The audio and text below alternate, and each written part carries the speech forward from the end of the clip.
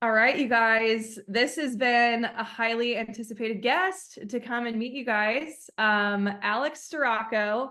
I'm not going to share all her accolades because she has so many. But crazy enough, she played with my sister at Michigan when my sister was a senior. And then you're still currently studying in Oklahoma, right? Yes, I graduate next month. Okay, so she went to get her master's and play her final season for Oklahoma. She won a national championship last year. You guys probably all know this already. That's why you're sitting here excited for this conversation. But Alex Storako, welcome to the Virtual Hitting Academy. We're so excited to have you here. Thank you so much for having me. Um, I was honestly so honored, and I've been like waiting to have like a call with you or like a podcast with you. Like for those who don't know, also like Ashley was someone I truly looked up to growing up because for those who said like Northwest Indiana, I'm from the Chicago suburbs. And so growing up, the only college camp I really truly ever went to was Purdue camps because it was like the closest and everything, and like just a school that I like loved. So like her and Lily Fetcho were like two of my idols growing up. And so the fact that like I know who they are and they know who I am, and like we've like connected just through the years is like so cool. Um, and so I love that, Ashley has like brought me on to like talk to you guys, and I think this opportunity is so cool. Um, so like she said, I played at Michigan for 4 years. I got my undergrad degree there in sport management, and then I graduate from Oklahoma next month with my master's in education and like sport administration. So kind of like a combo of it all. And it's been super cool just to kind of figure out like that life along with softball, because I feel like growing up I was like my dream is to play college softball and win a national championship and everything, and so like seeing how a lot of my life has lined up to really line up with my goals and achieve those goals has been is like so cool. I met so many cool people along the way. I've played for two of the most notorious college coaches. I mean, they're both top three in the winningest of NCAA. So the amount of perspective that I've had is really cool. And the only family that has ever even come close to that is the Romero family. I know you guys know who Sierra Romero is. She played at Michigan. And then obviously Sydney Romero played at Oklahoma. So that's been really cool. And obviously we can dive into a little bit of my story kind of later on, but that's a little, I guess, intro. So good. And you bet you're coming on my podcast. There's no doubt about it. So yes, you guys caught that she's from Chicago. Your parents are still there, right? Yeah, uh-huh. Two of my siblings are still in high school at Lincoln Way East, if you guys know where that is, if you're from like that area. So the Lincoln Way is where I graduated to. So all four of us, I'm the oldest of four kids. We all went to Lincoln Way East. And so I'm from that area, and everyone in Oklahoma is like, "Oh my gosh, you're such a northerner." They make fun of me. I say pop and not soda. It's like all those things. But yeah, so from that area, and it's kind of rare within softball, so that's been pretty cool too. Yes. And getting to know your family throughout the years, they are so supportive. Can you take us through, as a pitcher, what was your day-to-day training like? Maybe start with like when you first started getting into it, and then when you started taking it like super seriously. Because we have some pitchers here, but even just athletes who want to play at the next level. And they just want to know, like, how were you training younger? What made you want to play in college? Like maybe dive into that just a little bit. Yeah, so I actually didn't start pitching until I was like 12-ish, like 13, like didn't get true game experience until like the 8th grade, which in perspective is like absolutely bonkers. I was a third baseman before that and kind of known for my hitting, and I'm a natural lefty hitter, which is weird too because obviously I pitch righty. So I was a third baseman for the longest, and then obviously everyone pitches when you're 10U and 8U and all that stuff. But I kind of got started just because everyone told me that I couldn't. If you don't know me, I'm like 5'11", 6 foot in cleats, so I like to say 6 foot sometimes. And so I'm tall, I'm lanky. I was tall from a very young age. I was very like didn't have any meat on my bones, very tall and skinny, like super awkward. I wear a women's size 12, so like clown feet to the max. And everyone's like, there's no way that, you can be a pitcher, like you're too awkward and everything. So me and my dad were like, okay, well, I want to do this. So I never had a true pitching coach, truthfully, until I went to Michigan, which is also nuts because I know that there's so many different, pitching styles now and pitching coaches and a lot of different things that you can do to maximize your pitching. So when I got into it, it was just kind of me struggling through the jumps of pitching and what it is from the jump with my dad. So there was a lot of tears, and it was like kind of twice, 2 times, 3 times a week kind of deal of like when my dad had time after work, and he could actually like deal with being on a bucket and having just anything and everything come at him, quite literally. So that was a big just part of it.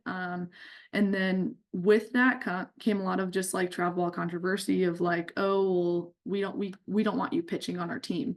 So that's I switched travel ball organizations just because for some reason the part of like being a part of the game every pitch, they tried to get me to be a catcher, and at the time I had glasses and I was like, it's just not working. Like I'm not a catcher and it's just too much. And honestly, in retrospect, like I think it's so funny because I'm like just have the personality of a pitcher.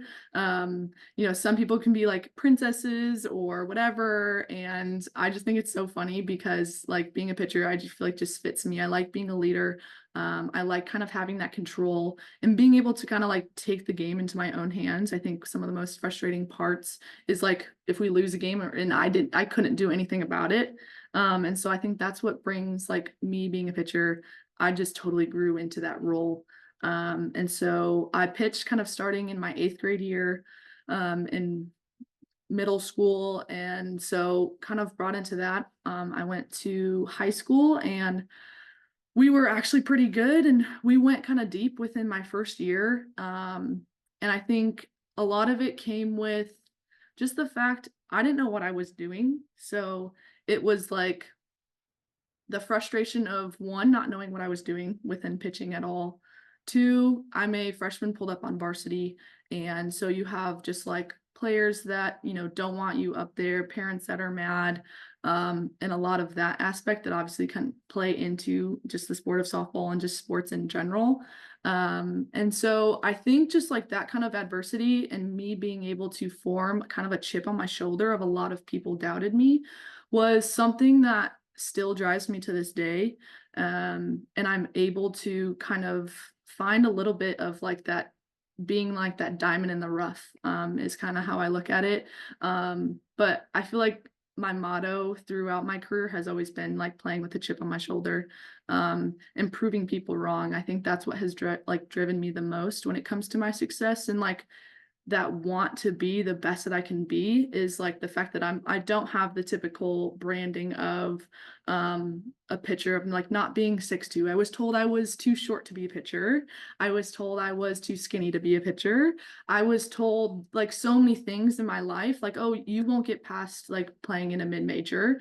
And so a lot of those things kind of pushed me to make decisions that I was like, when I took a step back from it, I was like, I'm not comfortable with this. So kind of leading into that, I was a very big late bloomer. I think I was my senior year in high school. I was still throwing like 58, 61 kind of range when it came to it. And so backtracking from that a little bit, I was a sophomore in high school and my first ever contact with a school was DePaul University in Chicago. And so I took a visit, and I didn't commit on the visit. I like loved everything and like everyone's telling me like this is like the best you'll get, like you should do it. Like DePaul was really good in their conference, and everything. And so a week later after my visit, I called coach and I was like, I'm gonna go to DePaul. And looking back, I'm like, why did I do that? Because a week later, I had gone to Colorado for like the first time ever. And everyone's like, oh my gosh, like we'd love to have her. And my coach is like, well, she just committed to DePaul. Like, and they were like, why did she do that? And me, I had no idea. So I think like a big thing was like, also maybe put an asterisk by this. I think the last class before the recruiting rule change. So I know recruiting's different. So I was one of the last classes before you had to wait until your junior year and everything. So when I was like your guys' age, girls were committing when they were 12 to Florida It and was like all our insane, you schools. guys. It Yeah. was insane. Yes. And like to think about it too, those girls were my age and I was like, oh my gosh, I'm a sophomore in high school. I'm 16 and I'm so far behind. And thinking about that now, I'm like, oh my gosh, I didn't even know what I wanted to eat for breakfast that day. Like, how could I have like figured out where I'm gonna be now? Because I'm 24 now and I still don't know what I want to do for my job and I've been applying like everywhere. And so it's been so funny to like realize that because I'm 16 years old and I'm like, I don't know what I want to do. I don't know where I want to go and everything. And so my recruiting process was really weird. And then I had like that later recruiting process while in the portal too after Michigan. And that was like another whole thing too. Um, so I committed to DePaul when I was at the end of my sophomore year. A year later, I decommitted and I didn't have any other offers at all. And it stemmed from a lot of like just personal things. I wanted to go farther from home and just kind of branch out. I'm the oldest of four, like I said. So like I've always been super comfortable with being like a trailblazer and like kind of being okay with branching out and going far. Um, and what's cool too is I'm a first generation college student. So neither of my parents went to college or finished college. They started, but they never finished. So that was really meaningful to me too. I wanted to kind of make that in my own. Like my mom was a stay-at-home mom for 20 years. My dad worked for his family's family business. So for me to get a degree and kind of enter into that business world was really scary because I didn't feel like I had a ton of connects either. So going into that, a year later, I wanted to, branch off. I decommitted, and that was really a really hard phone call. Just because it was probably the first time in my life that like I was doing something that some people might not agree with. And so it was a really big step up kind of like being another adult that like I needed to grow and form into. So I was going into my senior year and I had virtually like no offers. And at this time, I'm like, oh my gosh, like there's no big schools that are going to have a scholarship for me. Um, I'm going to have to go to like a JUCO and go super far. And that was okay, like with me, because like I wanted to go far. And that was like a goal of mine, just get away from home and be able to kind of figure out life, not under my own roof. And so I was like, you know what? I'm just going to trust and, it's going to work out. And lo and behold, I had a really good summer in between my junior and senior year of high school. And I talked to a bunch of different schools. Purdue, I actually visited, which is crazy because I like looked up into going to Purdue my entire like younger career. And this was not Coach Schutte, this was Coach Boo who recruited me to come to Purdue. So I went on a visit there in the summer. And like it was so hard because I had grown up loving that school and like, oh my gosh, like they had just built their new stadium. So like they had like everything. And I was like, I don't know, something just doesn't feel right. My mom's like, what are you doing? Like, why are you not like, what's wrong? Like, what are you not feeling? She's like, this is like your dream. And I'm like, I don't know. Something just feels off. And a part of it too was she was wanting kind of like a deadline for me to say yes or no. And I had other schools talking that I was talking to and was potentially visiting for my senior fall. And so I was like, if I'm feeling rushed and I'm not completely like gung ho, something's just like not there. And like that's okay to feel that because obviously I'd grown up loving Purdue and going to their games and watching their games as much as I could. And so I told Purdue no on my visit. After my visit and everything, my mom's like, I don't know what you're doing. Like, I think you're making the biggest mistake, like all of this stuff. Even her Um, mom was saying that. Wow. I know. Yeah. And so, and my dad's like, you know what, sometimes like growing up, my parents had always taught me to kind of like look at the bigger picture. I was always the kid that, I was varsity in all my sports. I played like literally every sport. I was a cheerleader in high school, which is funny too, just because I wanted to do something different. My dad wouldn't let me play volleyball because he didn't want me to hurt my shoulder and everything. I played travel basketball. I hated soccer. There was way too much running. But I played so many other sports and everything, and my parents were just like, you were really good at seeing the big picture. So my dad's like, I'm just gonna trust her. I'm questioning it, but I'm gonna trust her. And so when you are able to kind of figure out just like that feeling about a school or something, like go with your gut. And like ever since then, I've always been really big with going with my gut, and we'll get there, I promise. So going into my senior year, I said no to Purdue. And I had visits planned to Michigan and Syracuse. And so I kind of said no to a bunch of these other schools. And so those were my last two visits.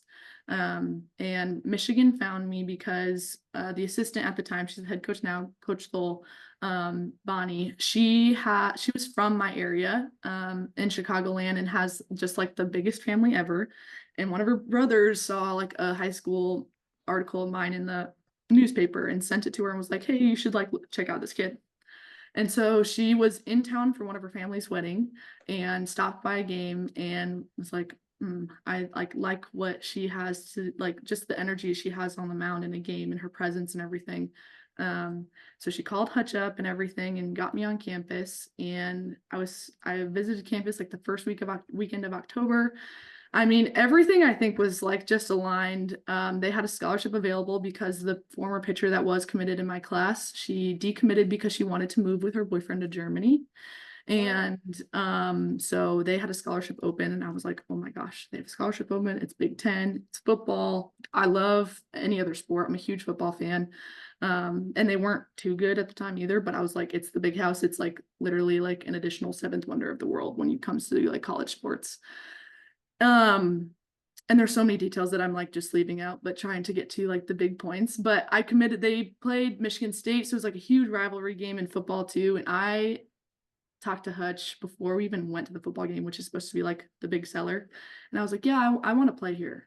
And I didn't tell my parents that I was doing this. I just like walked up to Hutch and I was like, yeah, I want to play here. I want to come here. She's like, do your parents know that you're doing this right now? And I was like, no. She goes, okay, go talk to them real quick and then come back to me. So I did that. And my parents are like, you know what? They were what I appreciate too is my parents were very hands off in the fact of like, list out what you want and narrow it down from there. And I even repeated that kind of process while going through the portal too. But they were like, this is your career, your choice, like your degree. And you kind of find something that aligns like with you and what you want. And so I'm very appreciative that they were able to kind of let me do that. I think that was huge. And so I committed on the spot and loved it. And before like I told anyone or announced anything, I had to call Syracuse coach and who was Mike Bosch at the time. And I had to tell him that, I appreciate like everything, but I've decided to, commit to Michigan and everything. And like that was I think a really big stepping stone for me too of having to make like those grown-up calls. I think a big part of recruiting too that my parents also were very hands-off with was the phone calls, the emails, the texts. Like basically the only thing my parents did was like proofread stuff at the time. So I like love that they like forced me to grow up in that sense of like being able to have like those grown up conversations with a coach, and just being able to kind of put out my own like voice in that sense. So I played 4 years at Michigan. I loved it. I still love Ann Arbor. It's beautiful, Big Ten country. The big house is amazing. Playing for Hutch was so cool. And just like that experience was amazing. Just like I love my degree there. And I still rely on that degree that I got. I love school there. And so I think that's just like a big part of it too. And then so I guess that's my initial recruiting process. And then if you want me to go into like the portal stuff and talk about OU too, I can. We So will. We'll definitely tap into that for sure. Because I think, from looking from the outside in, Alex, like I've seen you obviously in person compete at Michigan. We all saw you compete at Oklahoma.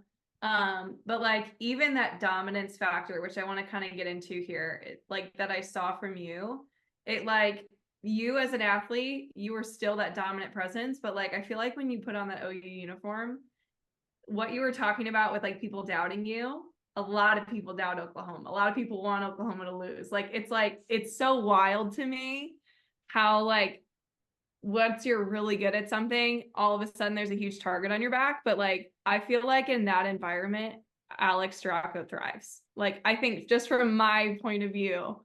So can you share a little bit about that? Like just the dominance as a pitcher that you need in order to be obviously successful, but like did you thrive off of that on the mound as well? absolutely. And I think my mentality when it came to the mound absolutely 110% stemmed from like that chip on the shoulder aspect. I wasn't supposed to be a good pitcher at Michigan. I was supposed to kind of eat up innings, be kind of like a BP pitcher, and be more of a utility.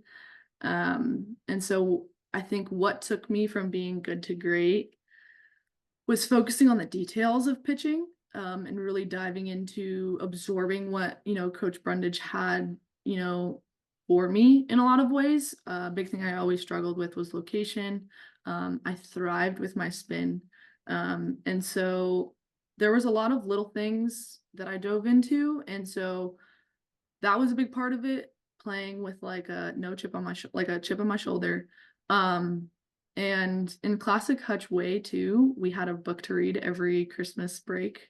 And there was one, I think in my sophomore year, so right before COVID, we read, and I can't remember for the life of me what it was called, but there was two main things that I really that I still take away from that book. One was focusing kind of like on your mindset. So a really funny thing now looking back, but Coach Brundage, with me and Megan Bobian, who is another All-American there from Michigan, pitching is so frustrating.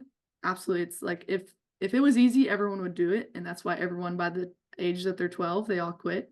But for me, like Coach Brundage, Biggie, she would put us in like timeouts. Like she'd put us in timeouts because there's a point when you get into like a workout and you are throwing a pitch over and over again just because you want to get it, that you can almost dig yourself deeper into a hole of frustration. And I think that stems in pitching. I think it stems into hitting.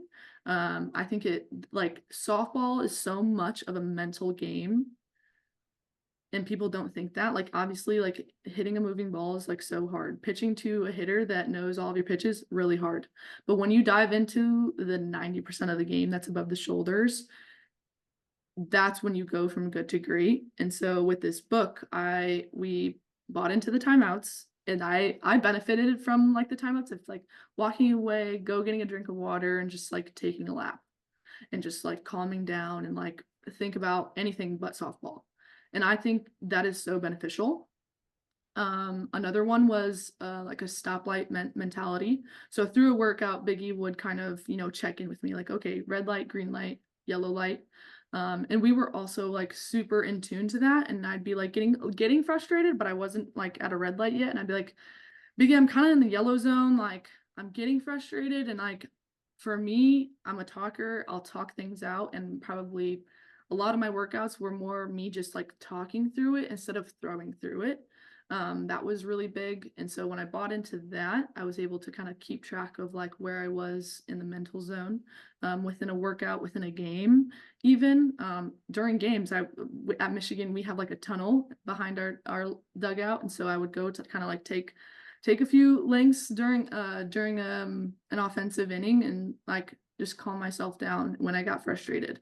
I think that's huge, and like being able to kind of almost check out for 0.2 seconds and being able to lock back in and flip the switch. That was really big for me. The biggest one, I think, for me was focusing on my breathing. And like once I figured that out, absolute game changer. And we talked about in the book about like pitchers do it, hitters do it. A lot of people in hitting talk about like a focal point. A lot of people either look at like a foul pole in between pitches, and everything, and take a deep breath. For me, like I had a routine, and there's a difference within like routine and rhythm, and I learned a lot about that at OU as well.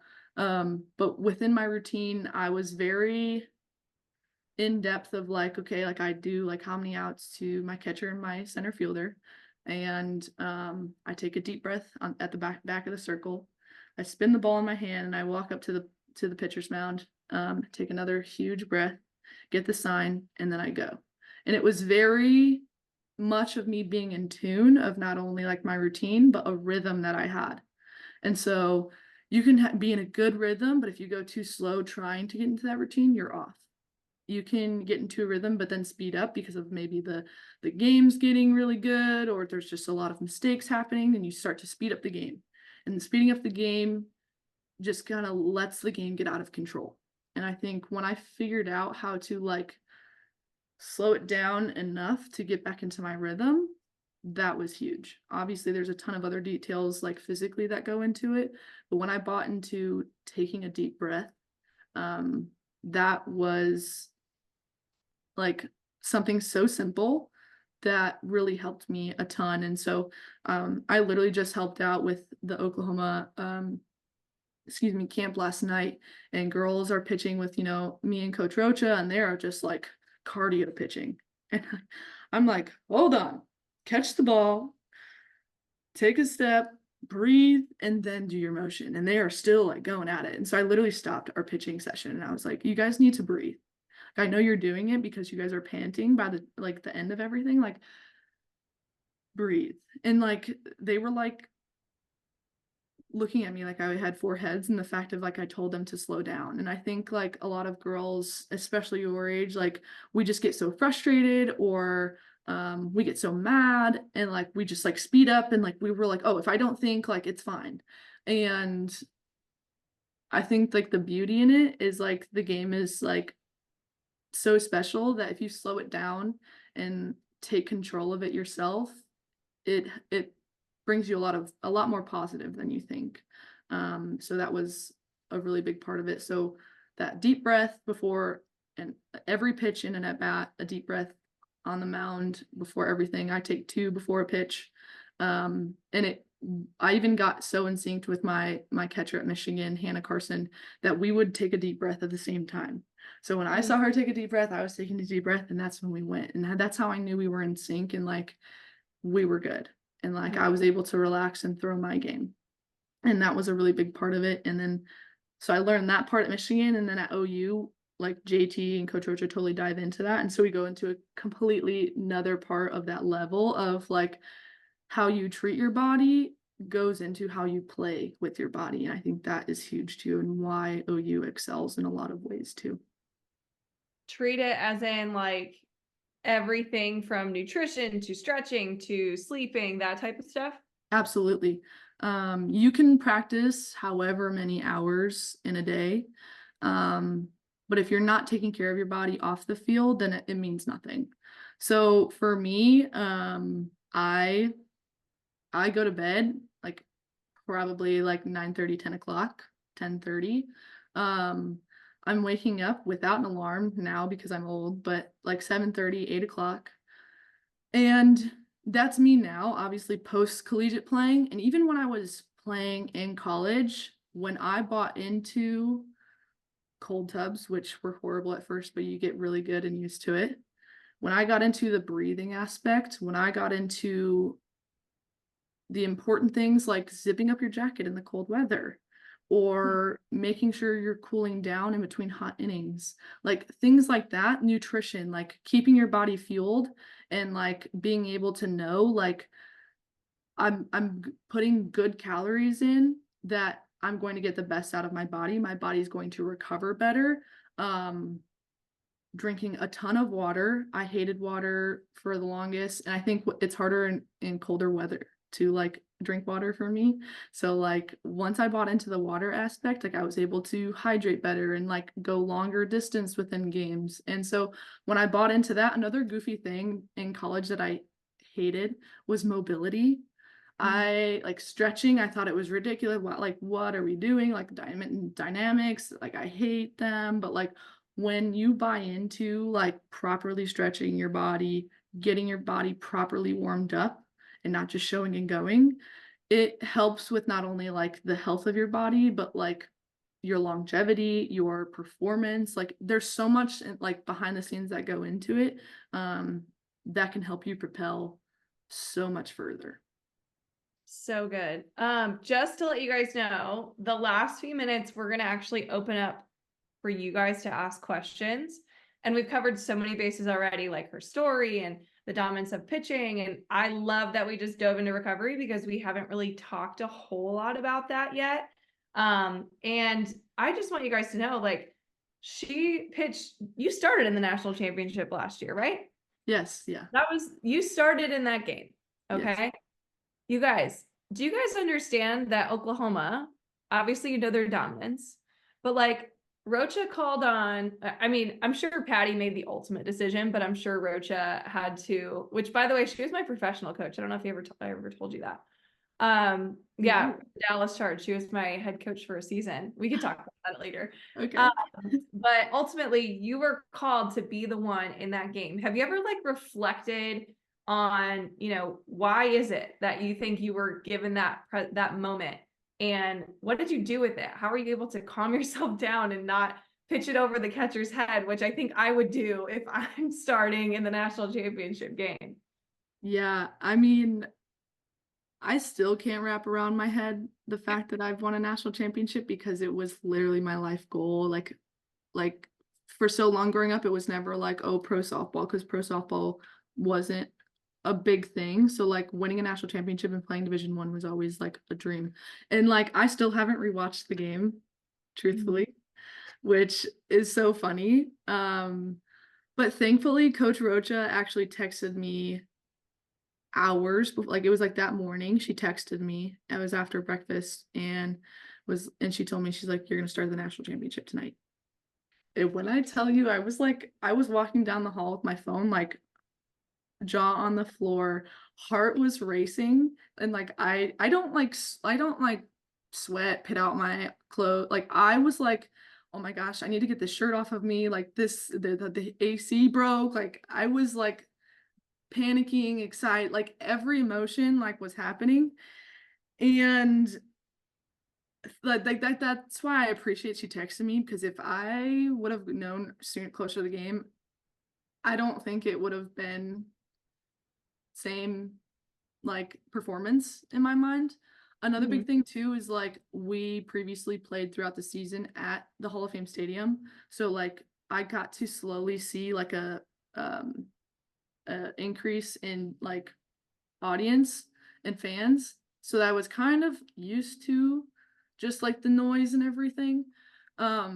Something really special was the fact that I didn't tell my parents that I was starting. I told my boyfriend, and so he was like, okay, like now I know this posts like the game, everything, but my parents didn't want to get into the game for the national championship. Like they wanted to kind of walk in like as the game is starting. And my boyfriend was like, no, like we got to get in early, like all this stuff. And when they realized that, you know, in the line for the national anthem, I was called last, my parents both started like crying in the stands, and I didn't know this until like afterwards, but like hearing the fact that like my parents realized and were like bawling watching me like be able to have that moment was like really cool.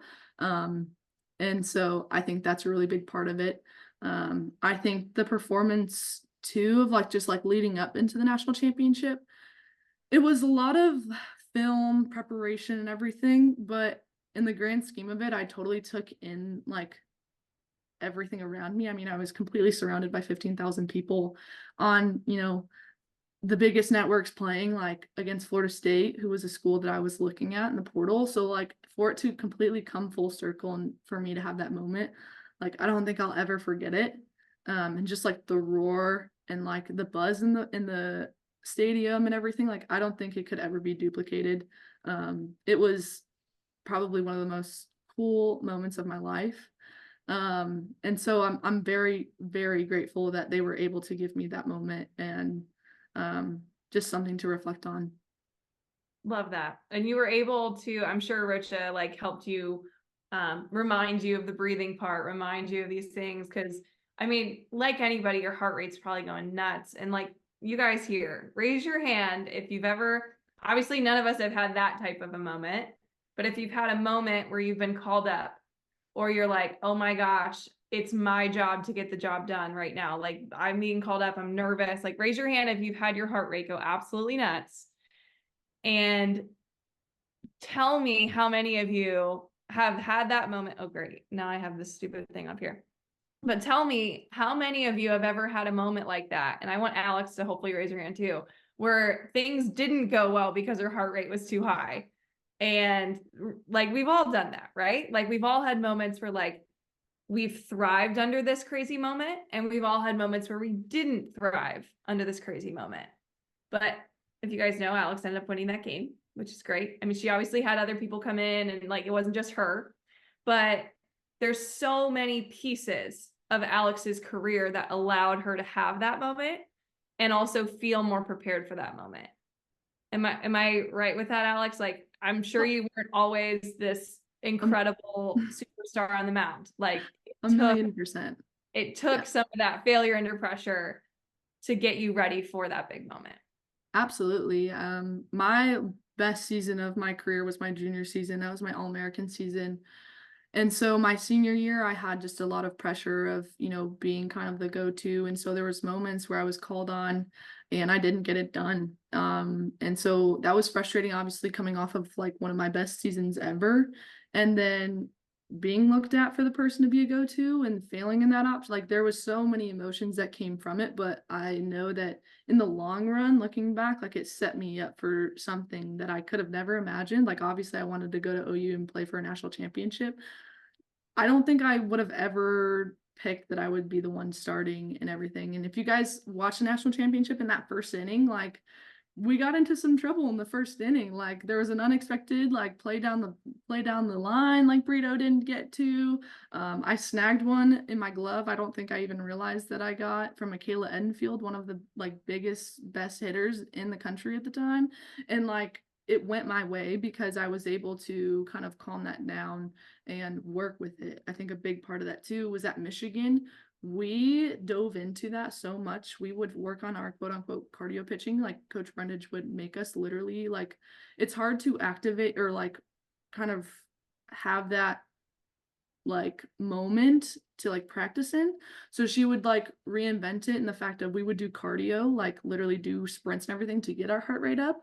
And then we would have to go throw like an at bat or get 2 outs out of, whatever, and be able to like take that big breath, calm yourself down, and then throw in those big moments and everything. So like we were able to kind of reintroduce that in a way. So like there's so many things that we did to like recreate that moment, and then all of a sudden I was in that moment not too long after that. So for me to like have those little moments, absolutely. Yeah.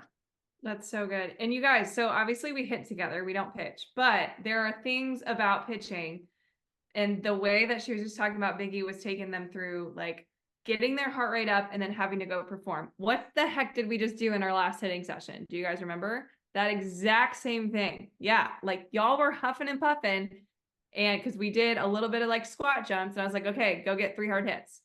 And whether you guys realize it or not, like that's helping you. Your heart rate is now up, which it will be up when you guys go compete at a very high level. And for some of you, like that high level right now is like travel ball soon. Some of you, that high level is wanting to play in college. But like if you guys can figure out how to get it done and get your head into the place where you feel like you can do it with your heart rate crazy, it's setting you guys up for moments like this. So I'm so glad you hit on that. Because I want to open up the floor to the girls to ask any questions, raise your hand. I think this little like fun thing pops up if you have a question. Raise your hand if you want to ask it in person. If you're shy, don't worry about it. Go write it in the chat box and I'll say your question to Alex. But I'll get us started with one little question. that I think we all can kind of relate to inside of VHA is, Alex, when you see a hitter that looks scared, how do you go about pitching to them? I'm not gonna lie, I have just the biggest attitude when I'm on the mound. Like if we're in a battle, like I'm gonna win, and I'm like, call it cocky if you want, but like I feel like that also helps me like have an edge. Cause yes, you're in a big game against, it's 12 versus 12 or whatever, and it's 9 on the field and everything. But in that moment, it's 1 versus 1. And if I have the confidence in myself and I have the, body language that I can beat you, I feel like that's also just as intimidating. Like body language, I think means more than speaking. And so for me, like I walk around head high, shoulders high, and I'm assertive and I'm pointing at my defense like we're going to get this, and like I'm staring at the hitter as she's walking into the box, like I'm putting that intimidation factor into her. And so I feel like I love that part. And it just brings another like attitude factor to it that I love. I'm a very emotional player in person. And so when I can bring that like attitude, confidence into it, I feel like I already have the upper hand in a lot of ways. Good. All right. Anybody else have a question? Oh, I love it. Willow, do it, girl. She's one of my young ones. She's great. One of my questions is, what was like your best pitching play? Pitching play? Mhm. Oh man. Actually, I want to say it was, if you guys, I know this video is out there. It was against Baylor last year while I was playing at OU. This is one of them. I have another one from Michigan. We were playing Purdue, and there was a runner on third, and there was one out, and they tried to sacrifice, or what is it? A suicide bunt. And so runner takes off and bunts it like right in front of the plate, and Kinsey Hansen couldn't get to it. So I kind of like shoveled it to Hansen, and she like blocked the plate and blocked the runner. And then we went on to get the hitter that bunted it out at second. And like the videos of that is like so cool. So that's probably one of my biggest ones, because like I love pitcher flips and like being able to be like athletic. Another one comes from my senior year. We were playing at Northwestern. I don't think we won this game, but I had just gotten like a ball off my hand, like my glove hand, and the next pitch, like I was so mad that I like didn't make a play, that I think the girl either bunted it or like I jammed her or something, and it was like a little bloop right in front of me, and I dove off the mound and caught it, and like way less cooler than Odyssey Alexander a couple years ago, but like still a pitcher diving off the mound is like one of my favorite plays. So like those are probably two. Good question, Willow. Thank you. Oh, so good. Malia, my Hawaiian, has a question for you. Okay, so what would your advice be to catchers from that pitching perspective, and then also on like building that pitcher catcher chemistry? Because last year it seemed like you and Kenzie had like such good chemistry on the field. Yeah, another great question. I've been actually so fortunate that both of my catchers, both at Michigan and at OU, they're two of my best friends, like literal best friends, will be in my wedding. Both of them, I lived with, so in college, that's obviously easy to build that, but also just being able to kind of figure out, and it's hard too with a catcher, especially in travel ball, like there's a ton of pitchers and everything. A big thing that I would always encourage is like figuring out how they respond in those stress moments. So with Kinsey, she worked with obviously a lot of really good pitchers. I was very different. Nicole May was very different, and Jordy Ball, all very different pitchers, all very good pitchers.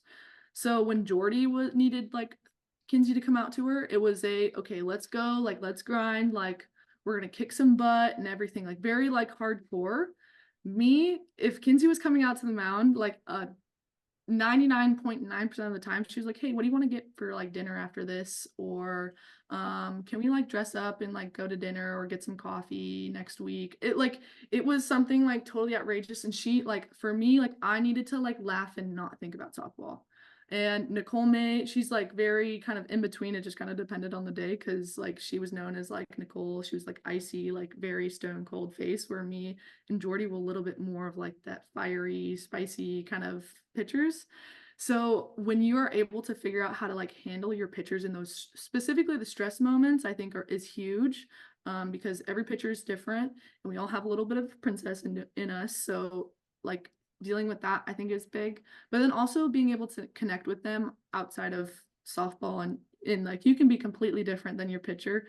But I think when you're able to bond about stuff that isn't softball, I think that's super important too, whether that's, you know, TV shows, makeup, vacation destination goals, like just stupid things like that. I think that's also super important, just like being friends, quote unquote, and just having, you know, a relationship off the field too. Awesome. I have another catcher. Ava has a question for you. My question is, what was your favorite part of Michigan? There were so We many. have goals to play at Michigan. I'm just throwing it out there. Oh my gosh, I love that. Gosh, there's so many. I loved my degree there. I think I loved, I don't know, the Big Ten is so cool. Like the Big Ten has that like academic and athletic part of it. Playing for Hutch was amazing. I loved wearing navy. Like the all navy uniform is like still my favorite. And you can quote me on that. And I played in the all crimson uniform and won a national championship. And just like the traditional part of it, I was very fortunate that both of my programs were very traditional. I played for two very traditional coaches. But I mean, Michigan in itself, everyone's like, how did you deal with the cold?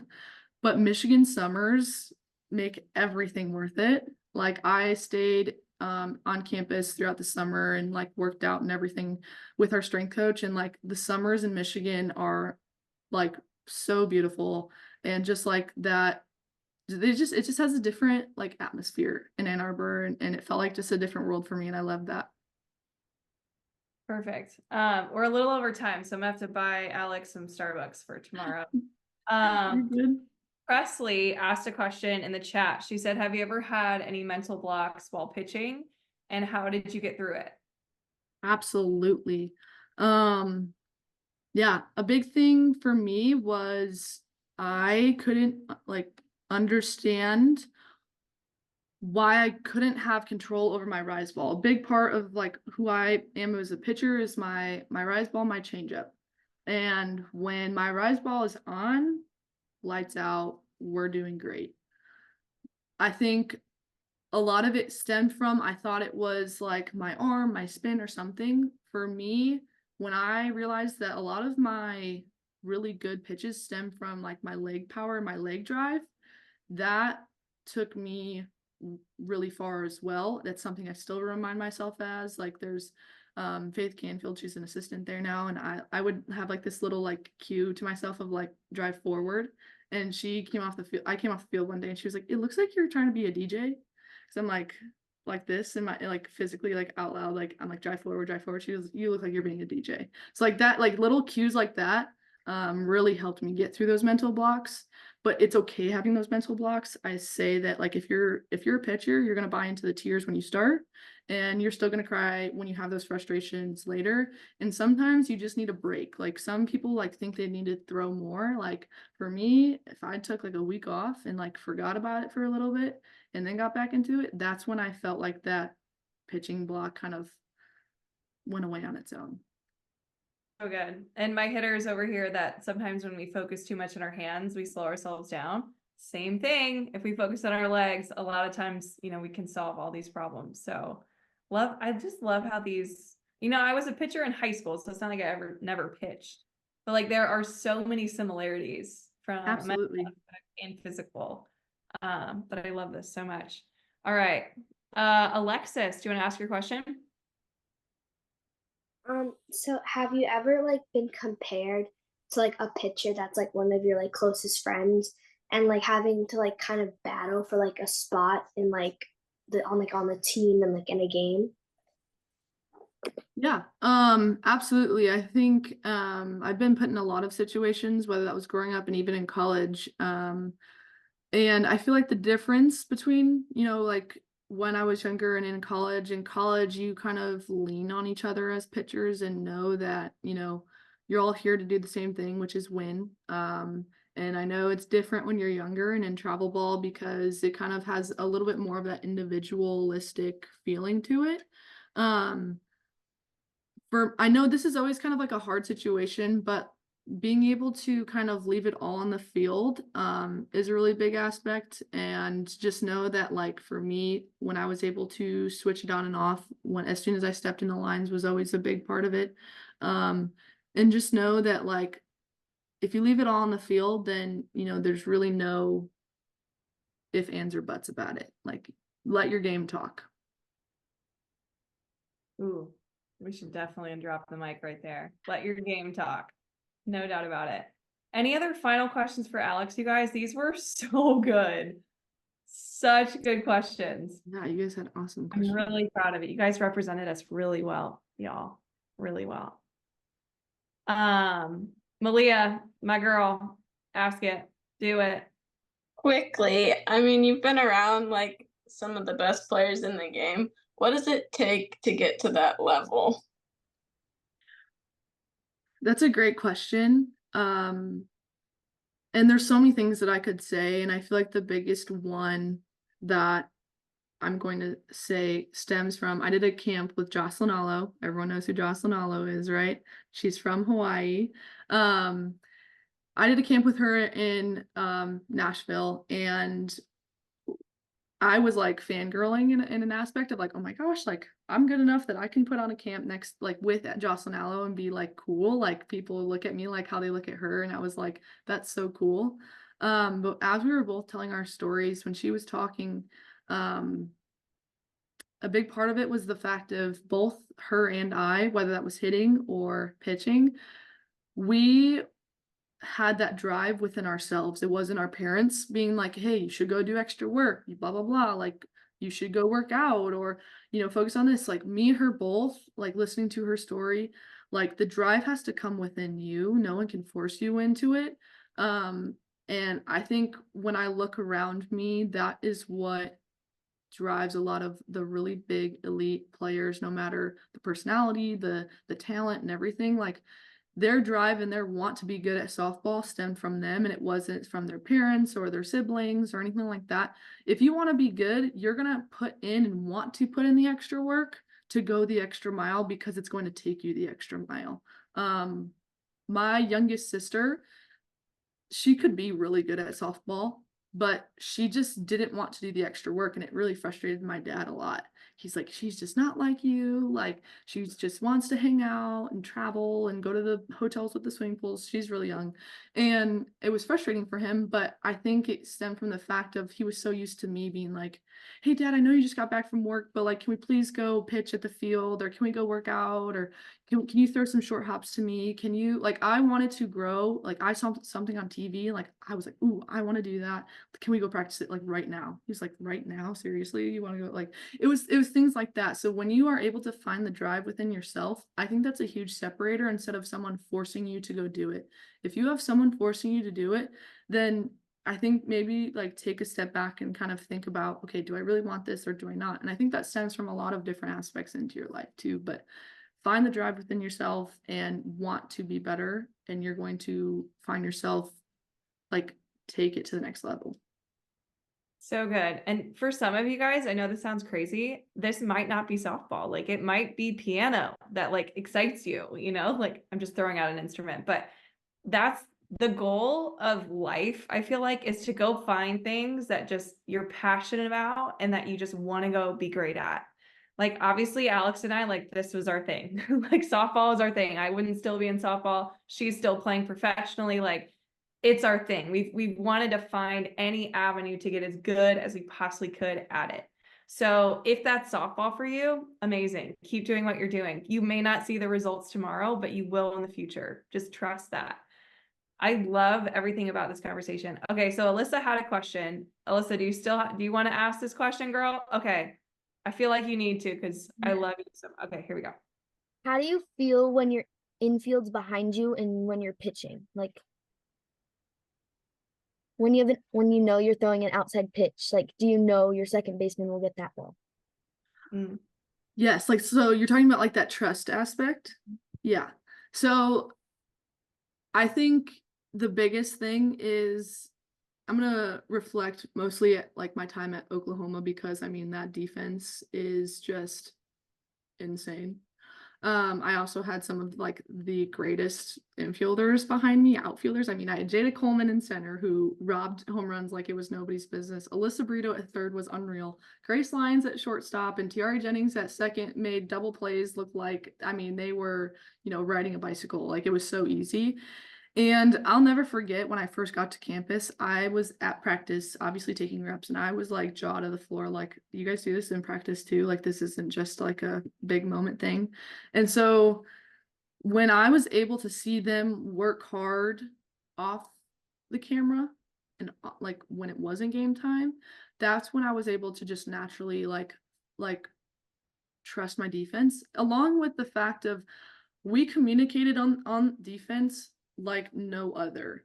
Like if you rewatch games from last year or even this year, I feel like they do it maybe a little less because I feel like their pitchers this year are like not outwardly expressive. They're very kind of like they don't like they have no emotion. Like Kelly Maxwell, amazingly talented, but she has like no expression. I don't know how she does it.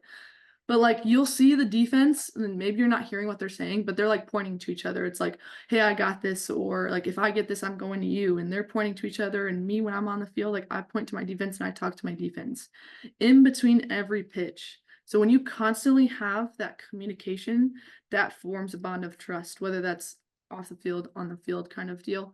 And so for me, it was like, hey, on a bunt, like me and Alyssa Brito, we're up and we're gonna get it and we're gonna go one. Like a constant chatter is always good when you have, and that's how you're building that trust within your defense.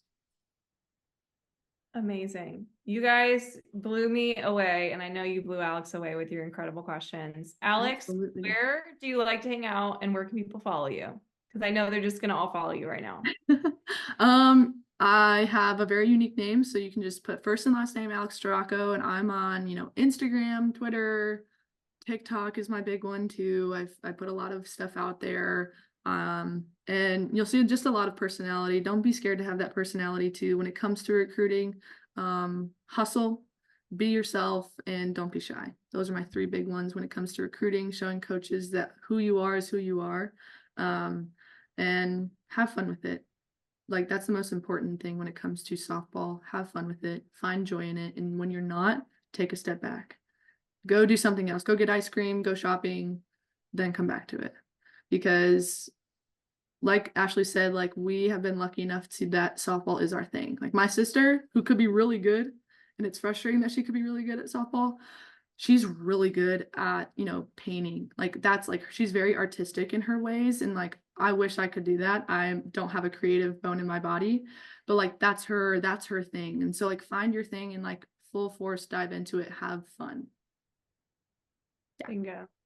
Drop the mic. I will send you guys an email with all of the ways you can follow her. Would you be mad if any of them had a question and just asked you on Instagram? Absolutely not. I figured you wouldn't. Absolutely not. But obviously you have a lot going on, finishing school. Good luck with that. Thank you. We're excited to keep following you in your journey. And wherever you decide to go work, because you're applying for all these places.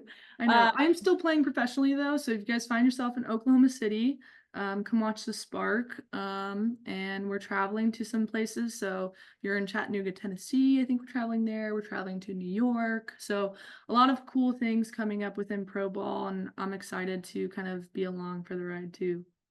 Yeah, let's go. Professional athletes in the house. We love it so much. Thank you so much for your time, Alex.